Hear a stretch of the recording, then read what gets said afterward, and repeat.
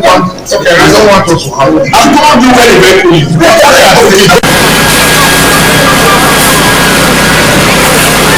The truck was actually coming from Ring Road. It missed a step. So as it was trying to gather itself, it fell.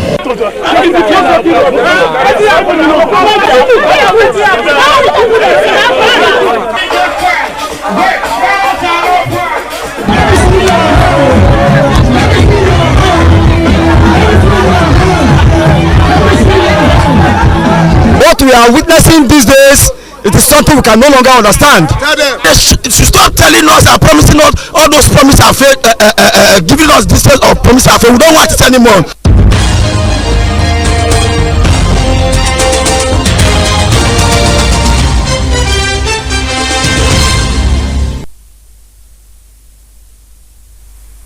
A very good evening and thank you for joining us on BeeTv Major News at 6, reaching you live from Benin City, the Edo State capital.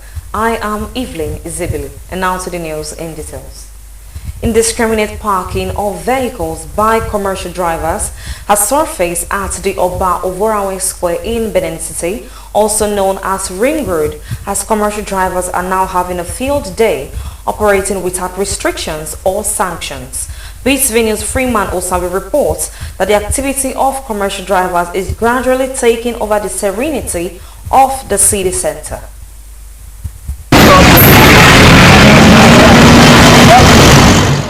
Commercial bus drivers are gradually turning the King Square, popularly known as Ring Road in Benin City, into a motor park again as they now drop off peak passengers at will, taking advantage of the absence of task force officials. Some of them may load in their vehicles at the main road without any fear of arrest, since it appeared that there are no traffic officials or task force to do, thereby disrupting the free flow of vehicular movement at the square. Some responding appeal to the state government to set up a task force to organize the King Square and arrest the defaulters who have been defacing the city center. The thing has become a thing of concern to all citizens of the state, especially this axis of the city, this Ring Road.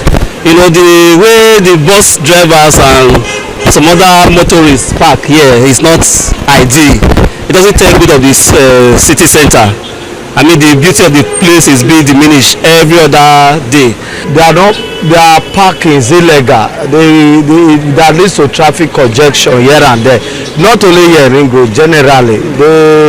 The carnage is too much. The incessant illegal parking they do around Benin Metropolis is illegal.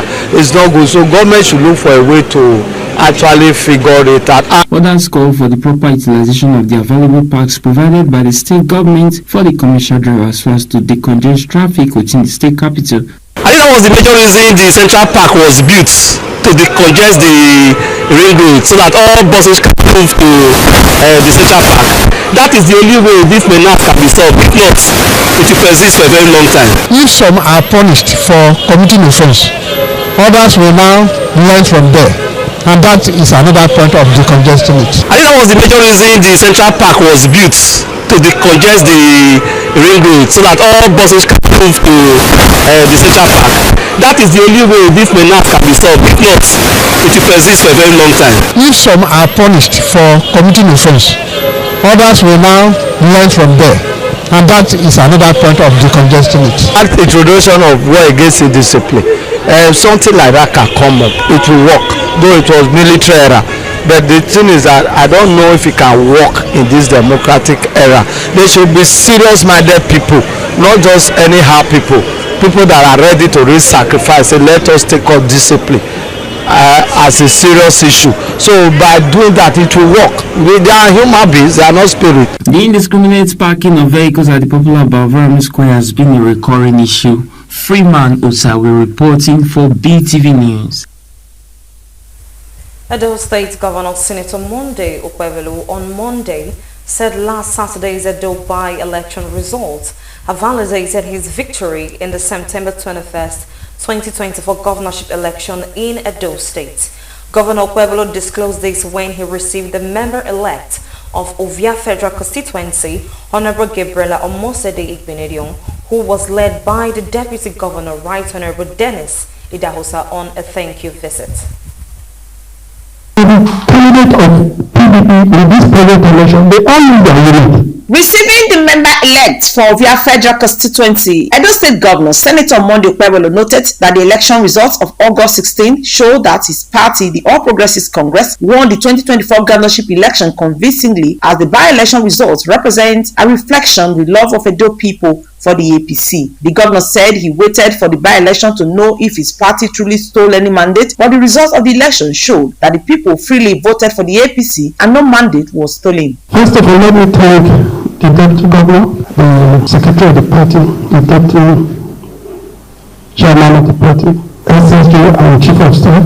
I am happy to receive you this evening once again.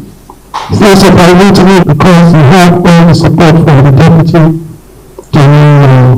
constituents. Governor Okpebholo said the results that came from Edo Central Senatorial District by-election showed that their mandate was never stolen at all, as APC won 51 wards out of 51 wards in the by-election. He added that the by-election is a reflection that Edo is APC and APC won the election, as the election results show that PDP lost the 2024 governorship election. He assured that the by-election will be consolidated on in the 2027 presidential election, where the party is expected to deliver 2.5 million votes for President Bola Ahmed Tinubu. They were crying that you stole their mandate. I was voting for this election to really know whether you actually stole their mandate. You see the result that also came from Central. You see the people. It's essential, they were happy to vote. The candidate of PDP in the past election and the chairman of the PDP in the past election and the candidate of PDP in this present election, they all knew their unit. In Central, we won 51 wards. That is the number of wards we have in Central. That is to tell you that the people never voted for them before. I'm telling you, by the grace of God, again is APC. And the Lord has said, our promise of 2.5 million votes must complete. We are serious about it. We will not sleep. We continue to work hard to achieve our goal. I want to thank you once more again, In his remarks, the Deputy Governor of Edo State, Right Honorable Dennis Idahosa, said he was in Government House to introduce the successor to the governor. According to him, there was a by-election at the Ovia Federal Constituency on Saturday, the 16th of August 2025, and a winner emerged, and she will now be representing the people of Ovia at the Federal House of Representatives. The Deputy Governor said their visit to the governor was to present the member-elect for Ovia Federal Constituency, Honorable Barrister Omosede Igbinedion, to him, and also to thank the governor for showing purposeful leadership, and said that the people of Ovia Federal Constituency have asked him to thank Mr. Governor. This morning, I'm here to present, and by the grace of God, there was an election in Ovia Federal Constituency on Saturday, this 8th, and the winner has emerged.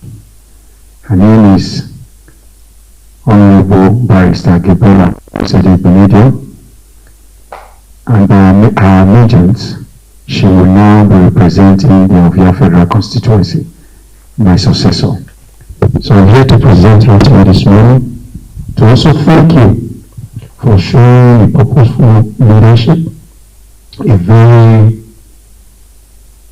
lovely, supportive mechanism of Edo people, and Edo people has asked me to thank you. In appreciation, the member-elect for Ovia Federal Constituency, Honorable Barrister Omosede Igbinedion, thanked Governor Monday Okpebholo for his support, assuring Ovia people that she is well experienced and will represent them well. She said the votes the APC recorded in Ovia is as a result of what the governor is already doing in Edo State in terms of development. As you all know, I went through primaries, and upon going through primaries, I emerged the candidate and the flag bearer for the APC for the Ovia Federal Constituency by-elections. The people of Ovia Federal Constituency should expect me to hit the ground running. The National Assembly is something I'm very familiar with, and indeed I have already a few motions and bills that I will be putting forth, and a list of projects as I journey through my constituency that I would wish to undertake for the people of my federal constituency. So indeed, like I said, I'm not new to the National Assembly. my way, and that will be the advantage that I will be bringing to the table. Honorable Barrister Omosede Igbinedion thanked the governor for the platform given to her to contest for the Ovia Federal Constituency seat and promised to do her best to represent the people of Ovia West at the Federal House of Representatives. Best Orator reporting for BeeTv News. A dispute is brewing in the Amagba community with conflicting accounts from community elders and a resident, Mr. Kelly Osumbo, regarding alleged property violations and illegal payment fees. Mr. Osumbo claimed that he has been harassed and illegally charged for building on his own property. BeeTv News God Gives Omone has details. The conflict stems from Mr. Osumbo's claims that community leaders have harassed him and demanded money for construction on his property. According to Mr. Osumbo, he has allegedly paid the community the sum of 100,000 naira for a light bill and 100,000 naira for a transformer, coupled with other illegal levy, but has seen no progress in the community development projects. He said a road leading to his house was graded through the collective contributions of local landowners, not by the community. Yet the community had allegedly been demanding for all forms of levy. The light bill, they collected 100,000 naira, which they are not even supposed to be entitled to. I paid another money for the transformer, 100,000 naira. We have graded this road severally using our money. This barricade you are seeing on the road, your cameraman can see it on the way. We do it on a regular basis. Every couple that we spend on this community, we don't even know that they exist. The only couple you are working. They don't do anything for us. You only see them when you are working. Community elders represented by Pa Joseph Idrorekewe, JP, the Ojonwere of Amagba, have publicly denied Mr. Osumbo's allegations of property infringement and illegal levies.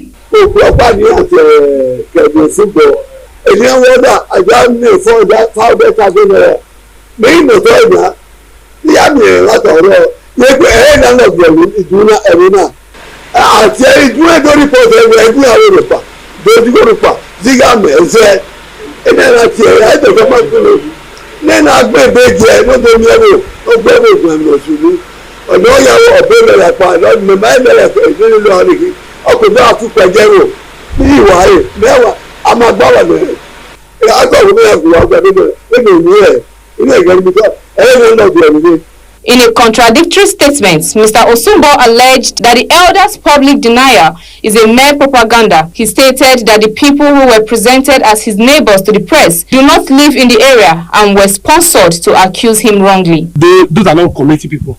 They hired them. I know the game they are playing. They came here. Thank God there is a footage, there is a audio recording. When we get to court, I know what I'm doing. When we get to court, there are evidences to back our play. They came here to ask for money. I should be there for them. I don't see the work can be stopped. This is what they before this time. Before this time I'm working here, I didn't hear them. I'm a good harmony with my neighbors. Everybody here, we contribute money to work here. We don't even know Amagba doesn't do anything for us. They stole land for us. Fine. We contribute money every year and then. Look at all of them. If I want to intervene my neighbor, I will take it to my neighbors. Don't then take it to neighbors. We contribute money to work in the community. When does it not become their concern to not tell us that my neighbor is complete, that I don't contribute money? I know the game they are playing. He said he has reported the matter to relevant authorities and is approaching the court on the private property protection law, which states that everyone has the right to own private property, which he said is now being violated. Gift Omone reporting for BeeTv News. As part of its oversight function, the Edo State House of Assembly has set up ad hoc committee to monitor all the ongoing projects in the state. BeeTv News State House correspondent Osarige Agoba reports that a 7-member committee was established on Monday and 2 more members were added during Tuesday's plenary session. On Monday, during plenary session, the Speaker of the 8th Assembly, Right Honorable Blessing Agbebaku, announced the formation of a 7-member ad hoc committee to oversee development in various constituencies across the state. According to the Speaker, the committee will assist the governor through its oversight function to monitor all ongoing projects in the state. The 7-member ad hoc committee is chaired by the Deputy Majority Leader, Honorable Ade Isibo, and members of the committee include the Majority Leader, Honorable Jonathan Eyamao, Deputy Speaker, Honorable Atu Osamoyi, Member representing Oedo West, Honorable Richard Edosa, Member representing Olorun 2 constituency, Honorable Bright Iyamu, Member representing Isako East constituency, Honorable Kingsley Ugabi, and Member representing Akoko Edo 1 constituency, Honorable Yekini Idiaye. During Tuesday plenary session, the ad hoc committee's membership was increased to 9 with the addition of member representing Issa Central constituency, Honorable Sunday Fada Eberimole, and member representing Isako West constituency 2, Honorable Gani Akokia. On projects monitoring the ad hoc committee of project monitoring by the part of the I hereby add an engineer, member of the engineer, that committee, engineer Akko. This is like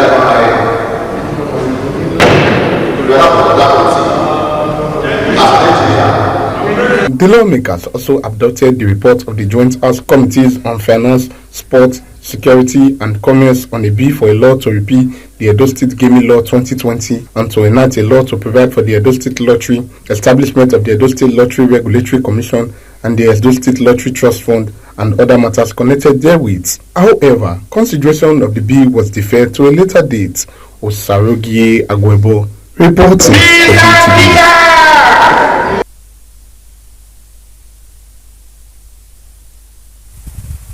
Residents and motorists using Wasota Road have expressed frustration over the alleged abandonment of their road, which they said has led to its yearly deterioration. BeeTv News Osarige Agwebo, who visited the road, reports that the residents and motorists lament the daily struggles they face while plying the road.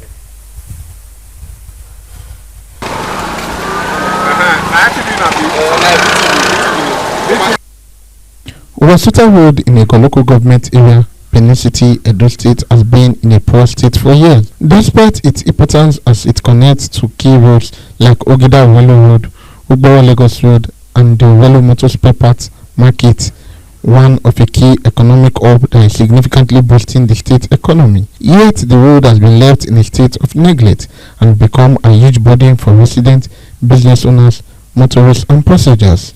Some motorists lamented the bad roads' impact on their vehicles, citing frequent visits to mechanic workshops, while passengers bemoan the daily struggle to navigating bumpy ride, which takes a toll on their bodies. I saw my ear yesterday when we say I push my keke. When we say I not see me last night when they see me like this. I just say man I can't find money for food this morning. Workshop. You go by the shake. Before you go by, you'll be like that MC. You go make do this road. Make people do the road. Make come this road. We dey pay tax for every day. We don't miss tax. Make come do this road. See this road. If rain fall now, then set it we dey follow. Make governor. We dey beg the governor. Make come do this road for us. We dey suffer every day. Every day workshop. Business owners are also affected with the deplorable condition impacting their sales and business levels. The area, meant to be a thriving commercial hub, has been in shambles due to the bad state of the road, forcing many landlords to abandon their homes to the continuous disturbance of flooding. Residents in the area described the road as a daily nightmare, noting that despite numerous appeals to successive governments to fix the roads, no tangible solution has been provided, as the most they have done is palliative work, which they said have had no lasting impact on the condition of the road. The wonder was since they committed for Wasota Road to remain abandoned while nearby roads like Ogida Welo Road and Barak Welo Powerline Road have received attention. So I beg, the only thing when me go beg and make it just because of us we dey this side, make it come help us. Make it come help us. Governor Okpero, I beg, remember Wasota as you see they remember the rest places. So now that one now fit talk ratio, now do it. This road so as it be like this now, I don't do complete 4 years or 5 years now. Now CB, they pull almost 23% for this place. You don't enter ground, we don't know as they work, and our stone we they follow for here, and we they pay tax every day to government, which is not right. Most people don't evacuate their compound. Landlord now don't go rent another house. because of erosion road wey no dey. You understand? So if you rush Owelu road now, as a tada Owelu road, people wey don run before, they don dey come back. Though they say they are tired of calling on the government, they expressed optimism that the current administration of Governor Monday Okpebholo will listen to their plight due to its developmental stride, as they passionately appeal to the governor to come to their rescue by bringing in a final solution to the road. This road no good. When I help us come to this road, if we don't carry our motor come to this way, I beg help us. Like we dey beg the state governor, which is our state government. We dey beg them, make they come help us put this place in order. It is hoped that the Edo State government will swiftly respond to the plight of residents and motorists in Owasota Road to alleviate their sufferings, to allow for smooth vehicular movement and revived commercial activities in the area. Usarugie Agwabo reporting for BeeTv News. The House of Representatives is calling for a comprehensive, multi-sectoral national framework to address the growing challenges of flooding across the country. Meanwhile, as the World Food Programme withdraws support from several needy nations, the Ministry of Humanitarian Affairs and Poverty Reduction has raised concerns that over 300,000 children in Nigeria are at risk of malnutrition. Flooding has become a recurring and devastating challenge across many parts of Nigeria. Each year, lives are lost, properties destroyed, livelihoods disrupted, and the socio-economic fabric of communities severely affected. Records show that more than 3 million Nigerians have been displaced by floods. The Ad Hoc Committee on Flood and Response Management is set up to investigate the root causes of floods. The Parliament worries about the devastating consequences of climate change. It accuses governments at all levels of working in silos and advocates an encompassing national framework. We understand the worth of this task, but we are equally driven by the urgency to make differences. We shall work diligently, collaboratively, and transparently. The floods are in the states, in the local governments, in the communities. One entire year, nobody will say anything. You will not see it in any speech of any governor or local government chairman. Until when the flood comes, they start blaming the president. Over 24 million Nigerians now suffer from hunger as a result of flood. But government says it is intensifying its efforts to redress the situation. The government has so far distributed 419 billion naira to 5,968,000 citizens through its conditional cash transfer, and plans are underway to disburse 54.85 billion naira to more than 2 million people.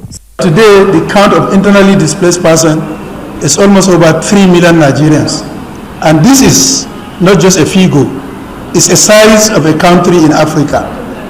Therefore, we must all rise to address the global challenges.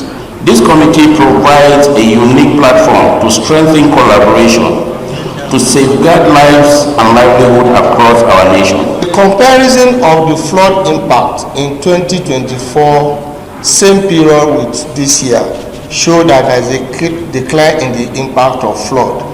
That I will attribute to adherence of early warning messages by the to-be communities. Gosgift Omone reporting for BeeTv News. The Kano State Police Command has arraigned 333 suspects in court following their arrest during the recently concluded state constituency by-elections. The State Commissioner of Police Ibrahim Bakori disclosed this while addressing journalists at the headquarters of the command in Bompai, Kano State. He explained that the suspects will face prosecution for various electoral offences, including criminal conspiracy, disorderly conduct, possession of dangerous weapons, and intimidation of voters. Arrested suspects have been charged to Magistrate Court 20-27-44 Normas Land Kano and Magistrate Court number 8 and 53 Jadi Kano on Monday 18th August 2025 for prosecution under various electoral offences. The charges include criminal conspiracy, disorderly conduct, possession of offensive weapons, intimidation, loitering without lawful excuse after voting or being refused to vote, snatching or destruction of election materials, improper use of vehicles, solicitation of votes of another voter on election day. A group of indigenous contractors operating in the Federal Capital Territory staged a protest today over alleged non-payment of contracts sums by both government and private sector project coordinators. The demonstrators, comprising representatives of local construction firms and small to medium-sized contractors, gathered outside an FCTA secretariat demanding prompt settlement of outstanding payments and increased transparency in the procurement process. The group's contractors have formed a group known as Association of Indigenous Contractors. They say that they are owed 5.22 billion naira for various projects including road maintenance, dilting of drainages and the supply of hospital and educational materials. They told newsmen that the contracts were duly awarded by different secretariat departments and agencies of the FCT administration and have been verified. They also lamented that despite repeated appeals and formal letters to senior officials, they have not received any positive response. He is going to 2 years now, so we are appealing to him to please pay this fund. Like in my own case, I was arrested because of this issue. I was detained for over 7 days because of this issue. My job was investigated by the police. They confirmed this job. So I don't see any reason since last year, after that investigation, that the money is not still being paid till now. We are appealing to him because some of us a lot of people have died. House rent, some people are out of schools, children are out of schools, and we just have to appeal to him to please tamper justice mercy. We have spent our money. Some people have some of these projects are executed with borrowed money, interest accumulating, and at the end of the day, some people might not even have anything to go home with. Even some of the property used for collateral will be lost. So this project was executed with the hope that you executed your job and you get your money. The contractors' demands are not new. There have been several reports in recent months of similar protests and appeals for intervention, including a direct appeal to President Bola Tinubu. The contractors have consistently blamed the non-payment on bureaucratic bottlenecks and an allegedly inefficient centralized payment system. Sohe Osemegi, reporting for BeeTv News.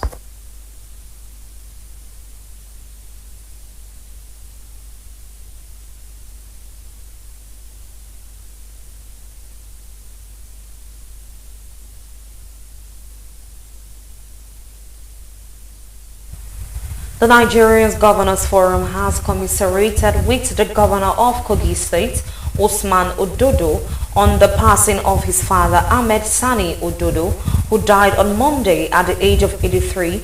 The condolence message was signed by the forum's chairman and Governor of Kwara State, Abdurrahman Abdurazak. The forum described the passing of the governor's father as a moment of profound grief. The forum stands in firm solidarity with His Excellency and his family at the time of profound grief. The statement added that Governor Ododo and his families should be consoled by the good legacies left behind by the deceased, including raising successful children who contribute positively to the society.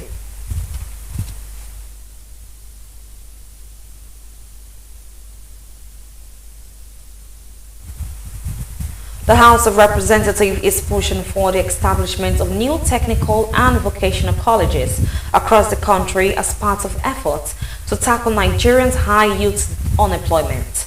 Lawmakers say equipping young people with practical skills is crucial to addressing the mismatch between education and the job market.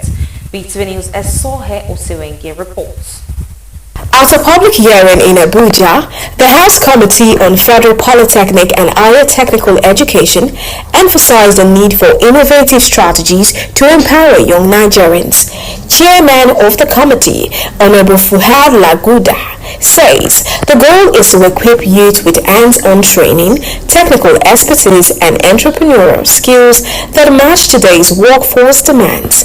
The hearing focused on 3 bills: the proposed Federal College of Entrepreneurship and Skills Acquisition in Zaki Biam, Benue State, the National Institute for Technical and Vocational Education in Bogoru, Bauchi State, and the Federal Vocational and Skills Acquisition College in Ilara, Ogun State. Honorable Laguda says this institution will promote self-reliance and economic growth by producing skilled technicians and mid-level professionals. They seek to promote entrepreneurship studies and skill acquisition to empower Nigerians with the skills to become employable, create jobs, and excel anywhere, particularly in their various constituencies. Declaring the hearing open, Speaker of the House Honorable Tajuddin Abbas, represented by Honorable Awal Gwadabe, says over 55% of Nigerian youth are unemployed or underemployed, largely due to a disconnect between formal education and the labor market.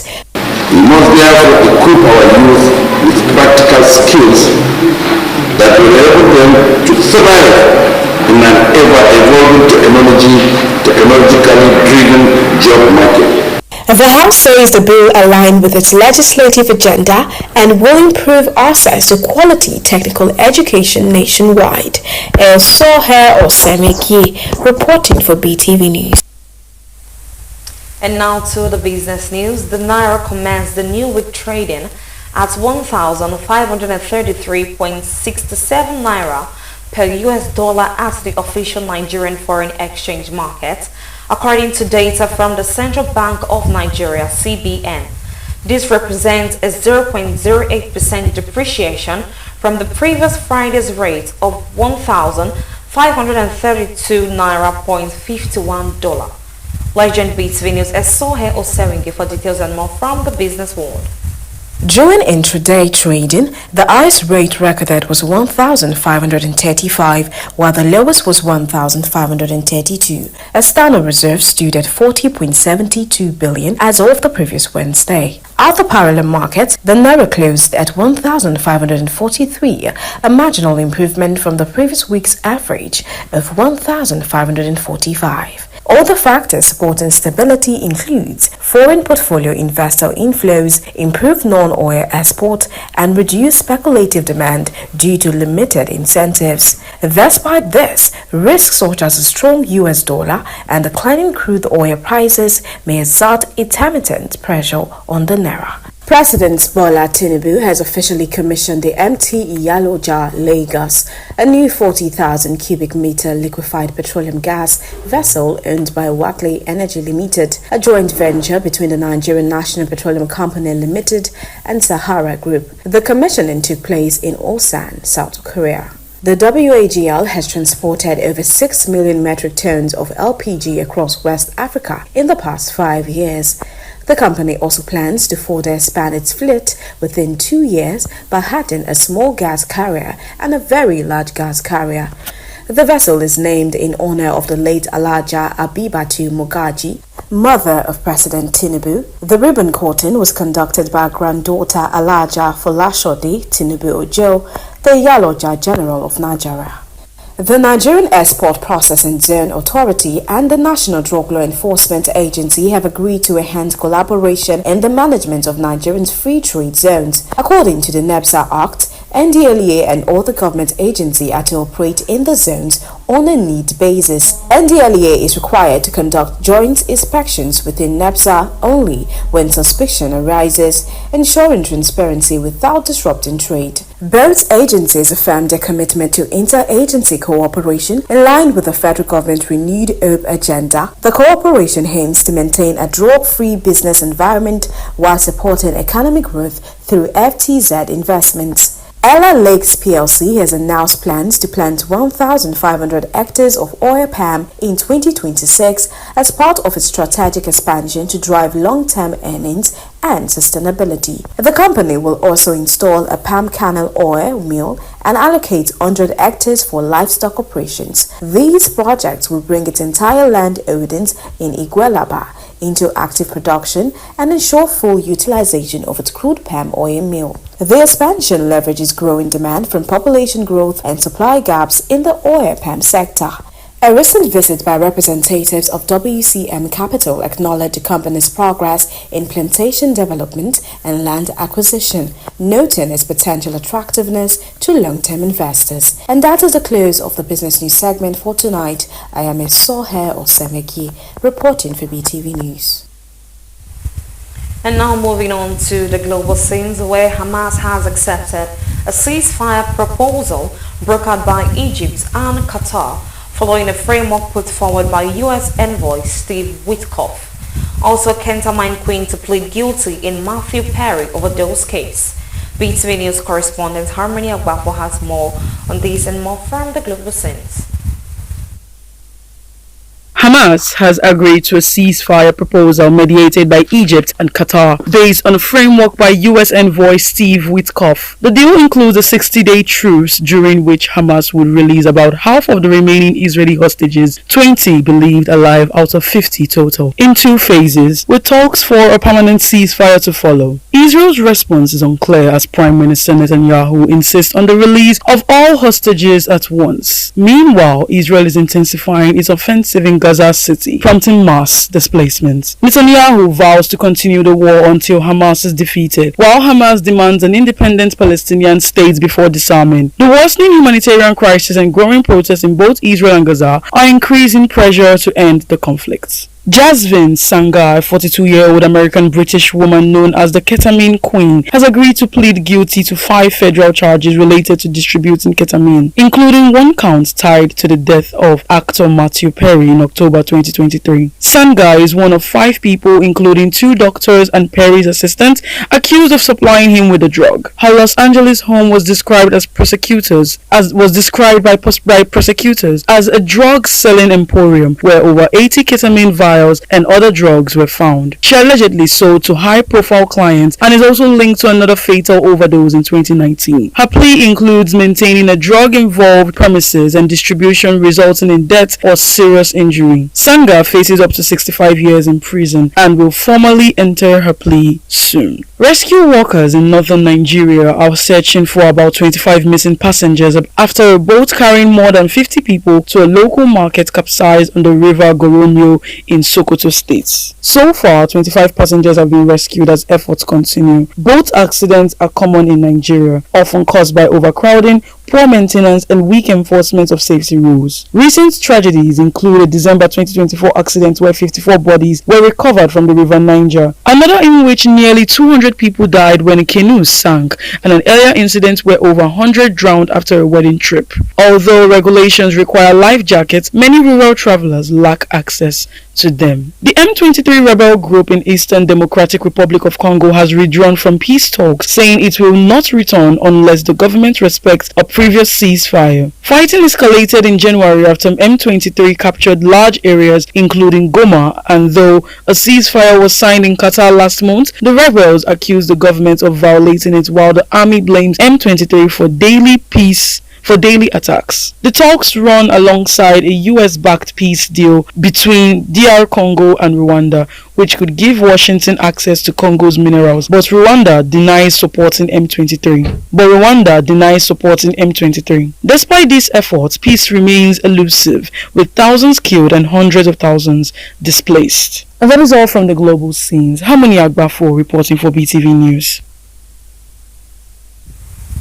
Radio broadcaster Oriyomi Hamzan has officially lifted a 2-year ban on Marlian record music at Ogidigbo FM and issued a public apology to Nigerian singer Naira Marley. The ban, which began in September 2024, was implemented following public outrage surrounding the death of Naira Marley's former signee, Mohbad. Let's join BeeTv News God Gives Omane from details and more from the entertainment world. With recent developments leading to Naira Marley's vindication in connection to the controversy, Hamzat reversed the decision. Agidigbo FM will now resume airplay of Marlian Records music. The radio station had previously ceased playing all music associated with the label as a result of the public backlash at the time. In another development, Gege declares affection for influencer Saida Borj. Financial advisor and social media personality Gege has expressed his affection for influencer Saida Borj in a recently shared video on social media.